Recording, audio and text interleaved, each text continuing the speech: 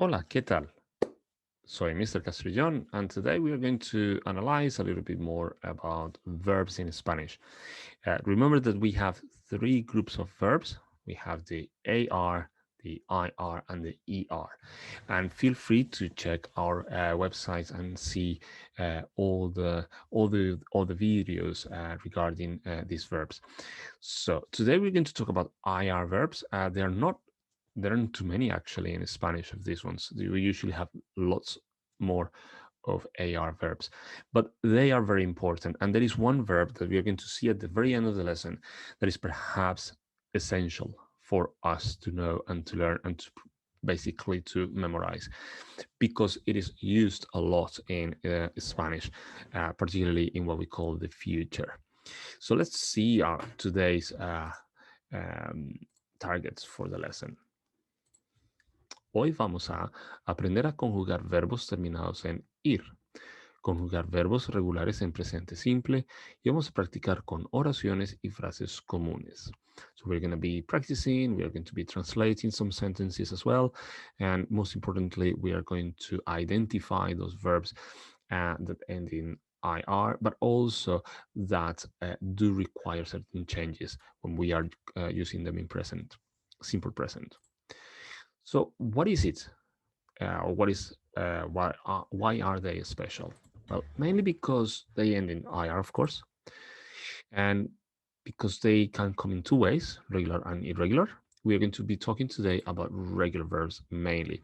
We will be looking at about 3, 4 irregular verbs, and they will help us conjugate all the irregular verbs. And as I said before, we are going to have one verb, the very last one, that is essential for us to learn. So let's start with cómo se dice en español. To decide, to live, to leave, to receive, to write, to describe, to open. So how do you say this in Spanish? ¿Cómo se dice en español? I'm going to give you 2 minutes to get your dictionaries or your phones and try and translate these ones into Spanish. Go for it.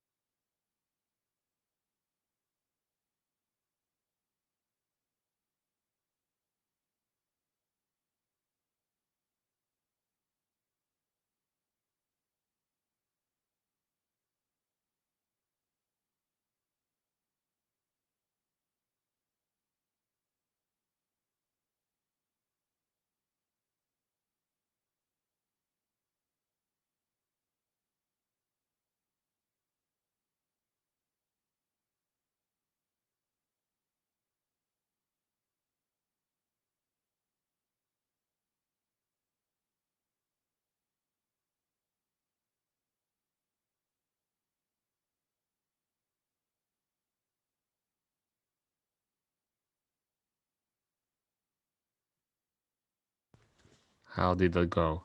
Well, let's have a look at some pictures and some words in Spanish. Let's see how we say these ones in Spanish. So, decidir, decidir. Feel free to repeat after me. Decidir, vivir, vivir,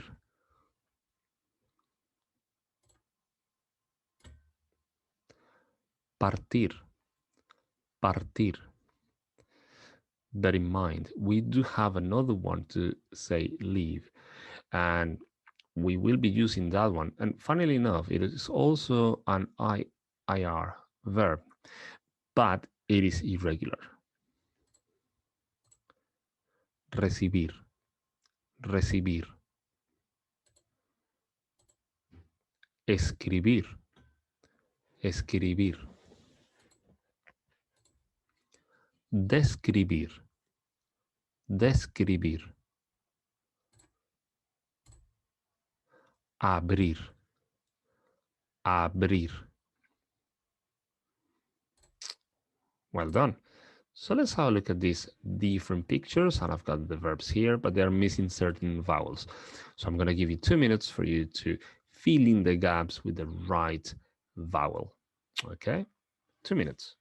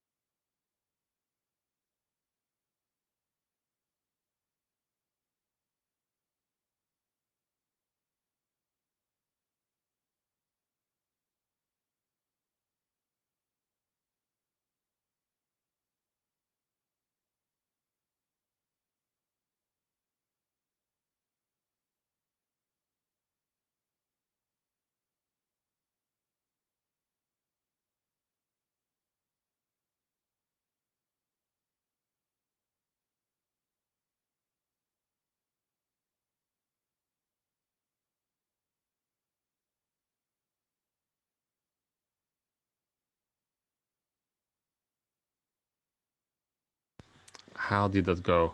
Well, let's have a look and see what the missing vowels are. Here we go. Decidir, partir, abrir, escribir, recibir, vivir, y describir. I'm going to translate them just in case. Decide, decidir, to leave, partir, abrir, to open, escribir, to write, recibir, receive, vivir, to live, describir, to describe. Well done. Okay, so let's look at and let's analyze the conjugation of the IR verbs. First of all, of course, we have the root of the verb, which is basically this white bit that will never change. It doesn't change. We keep it the same. And that's the one that is going to be or remain the same throughout different tenses like past or uh, um, other tenses. Now then, the change that is the bit that is going to change is going to be the ir bit, the ir. So here we go. If you say I write, you say yo escribo. Tú escribes. Él, ella escribe. Nosotros escribimos. Vosotros escribís. Ellos, ellas escriben. Remember that these are all the pronouns, and of course we have I, you, he, she, we, you in plural, and they, both masculine and feminine. So that's what we do. Basically, we change the end. So feel free to take note of the ending for IR verbs in present. O, es, imos, is, en. There are many other verbs that will use this conjugation. For instance, partir, vivir, decidir, abrir, recibir, describir. So for instance, if I want to say we decide, we would say decidimos. We open, abrimos. You write, tú escribes. You describe, tú describes. So all we need to do is take that ending, the IR ending, and change it for any of these endings depending on who we are referring. So let's have a look and let's do some translations here. So I have these very different verbs. So I have escribo, escribes, escribe, escribimos. And all we need to do is basically, we are going to translate these sentences into English. Okay, now the most important thing is basically we are going to challenge ourselves. So if you want to go to an intermediate level, you can do yellow and blue. Now, important is that you go in the right order, blue and yellow in this case. Yo escribo o porque escribes.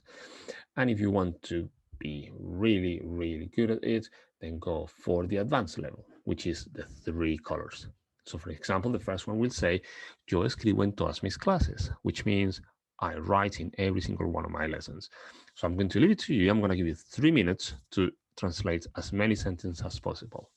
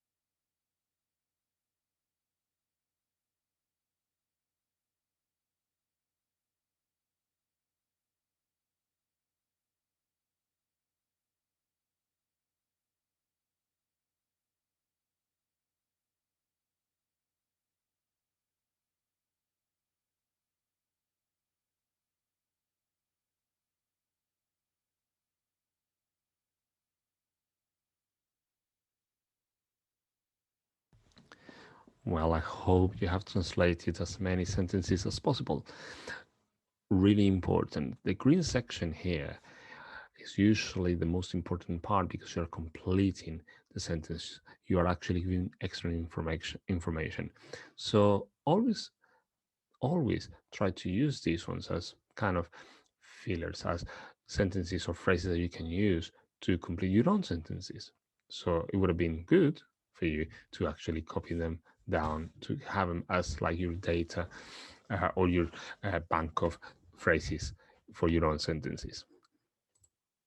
Now here I have a whole new branch of sentences. But what we need to do is we want to complete using the words in the red box here in the yellow box.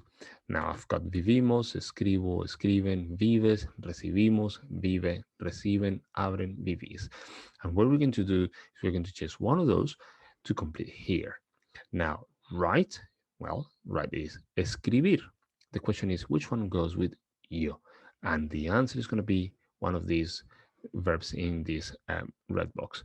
Okay, so once you finish that one, I would like you to either translate the sentences or write new sentences in Spanish with the remaining verbs.